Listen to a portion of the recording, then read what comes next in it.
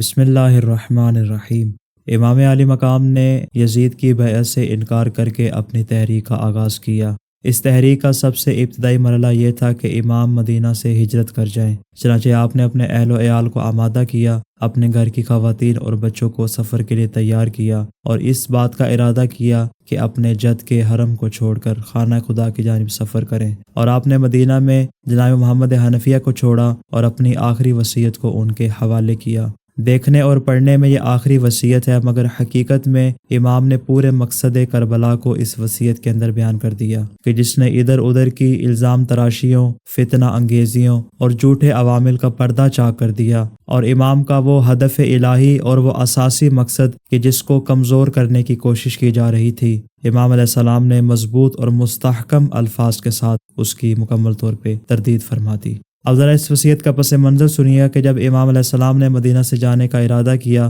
تو آپ کے بھائی محمد حنفیہ آپ کے پاس تشریف لائے اور کہا، یبنا رسول اللہ، آپ پوری کائنات سے زیادہ مجھے محبوب ہیں اور تمام لوگوں میں سب سے زیادہ عزیز ہیں۔ میں اپنی خیر خواہی کو آپ سے کسی بھی طور چھپا نہیں سکتا۔ جہاں تک ممکن ہو آپ یزید کی بیعت نہ کیجیے گا۔ خدا نے آپ کی ذات کو میری ذات کے اوپر شرف عطا کیا ہے اور آپ کو جوانان جنت کا سردار بھی بنایا ہے۔ میں آپ سے ایک چھوٹی سی گزارش کرنا چاہتا ہوں، اگر آپ اس کو مناسب سمجھیں تو ضرور قبول فرمائیے گا۔ اس کے بعد محمد حنفیہ نے کہا، اے میرے بھائی، اگر ممکن ہو تو آپ مختلف شہروں کے سفر سے پرہیز کیجیے گا۔ پھر امام علیہ السلام نے سوال کیا، اے بھائی بتائیے پھر میں کہاں جاؤں؟ کہا، فی الوقت تو آپ مکہ چلے جائیے، اگر تو وہاں کے لوگوں نے وفا کی تو آپ وہاں پہ رکیے گا، مگر اگر وہاں کے لوگوں نے آپ کے ساتھ وفا نہ کی تو اس صورت میں آپ یمن چلے جائیے گا، اس لیے کہ وہاں پر آپ کے نانا اور آپ کے بابا امیر المومنین کے شیعہ بہت زیادہ موجود ہیں۔ اگر ان لوگوں نے بھی آپ کے ساتھ وفا نہ کی تو پھر جنگلوں اور بیابانوں کا سفر کیجیے گا،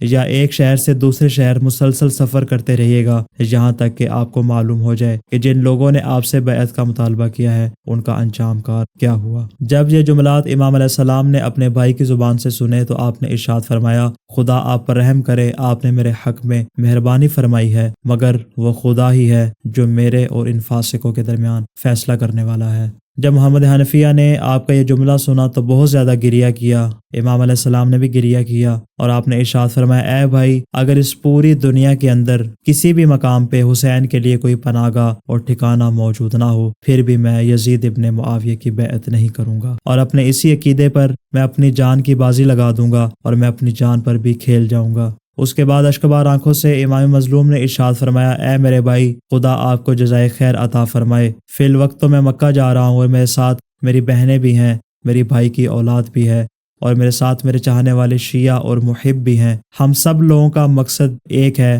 ہم میں سے کسی کا بھی مقصد ایک دوسرے سے جدا نہیں ہے۔ اگر تو آپ ہمارے ساتھ آنا چاہیں تو بسم اللہ، لیکن اگر آپ ہمارے ساتھ نہیں آنا چاہتے تو آپ مدینہ میں رہیں اور جہاں کے تمام حالات سے مجھے آگاہ کرتے رہیے گا۔ اس کے بعد امام علیہ السلام نے اپنی آخری وصیت اس انداز سے بیان فرمائی جو کہ پورا مقصد کربلا اپنے اندر سموئے ہوئے ہے۔ بسم اللہ الرحمن الرحیم۔ یہ حسین ابن علی کی وصیت ہے اپنے بھائی کے نام، کہ جسے محمد حنفیہ کے نام سے جانا جاتا ہے۔ حسین اس بات کی شہادت دیتا ہے کہ اللہ کے سوا کوئی معبود نہیں، وہ وحدہ لا شریک ہے، محمد اس کے بندے اور آخری رسول ہیں جو حق کی طرف سے آئے ہیں اور اپنے ساتھ حق لے کر آئے ہیں۔ جنت اور دوزخ دونوں برحق ہیں، قیامت کے آنے میں کوئی شک نہیں، اور خدا مردوں کو بھی دوبارہ زندہ کرے گا۔ میں نہ تو فتنہ و فساد کی خاطر مدینہ سے باہر نکلا ہوں اور نہ ہی تفریح و خود نمائی کے لیے یہاں سے جا رہا ہوں، بلکہ اس لیے جا رہا ہوں تاکہ اپنے نانا کی امت کی اصلاح کروں، امر بالمعروف اور نہی عن المنکر کا فریضہ ادا کروں،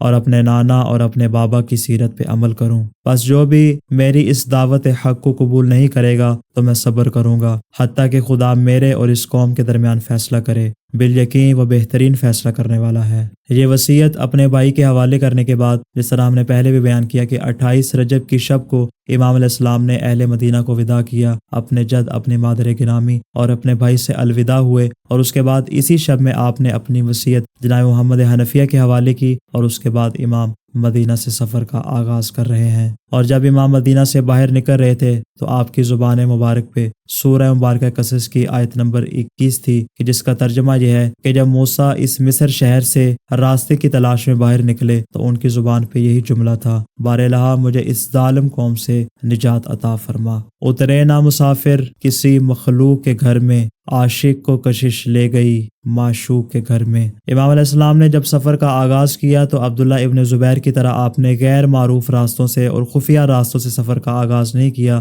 اگرچہ امام کے ساتھیوں نے آپ کو مشورہ دیا کہ آپ کو چاہیے کہ آپ خفیہ راستوں سے سفر کریں، کہیں ایسا نہ ہو کہ گرفتار کر لیے جائیں، مگر جب یہ مشورہ دیا گیا امام علیہ السلام نے ارشاد فرمایا کہ میں عمومی شاہراہ سے اور عام رستے سے سفر کروں گا، بلکہ چھپ کر نہیں جاؤں گا، اور خدا ہمارے ساتھ وہی کرے گا جو ہماری قسمت میں ہوگا۔ کارواں اسی طرح سفر کرتا رہا اور مدینہ سے مکہ کی جانب امام کا یہ سفر اسی انداز سے جاری رہا کہ اثناء سفر میں آپ کی ملاقات صحابی رسول عبداللہ ابن مطیع سے ہوئی۔ اس نے سوال کیا، میرے ماں باپ آپ پر قربان، یا ابن رسول اللہ، آپ نے کس جانب سفر کا ارادہ فرمایا؟ امام علیہ السلام نے ارشاد فرمایا، فی الوقت تو مکہ جا رہا ہوں، اس کے بعد البتہ خدا سے خیر کی درخواست کروں گا۔ عبداللہ ابن مطیع نے کہا، یا ابن رسول اللہ، اگر تو آپ مکہ کی جانب جا رہے ہیں تو اس میں کوئی عیب نہیں، لیکن میری گزارش یہ ہے کہ آپ کوفہ کی جانب نہ جائیے، اس لیے کہ اہل کوفہ وہی لوگ ہیں جنہوں نے آپ کے بابا کو شہید کر دیا اور آپ کے بھائی حسن کو خانہ نشین کر دیا۔ بہتر یہی ہے کہ آپ کعبہ کے جوار میں رہیں، اس لیے کہ آپ اہل عرب کے سردار ہیں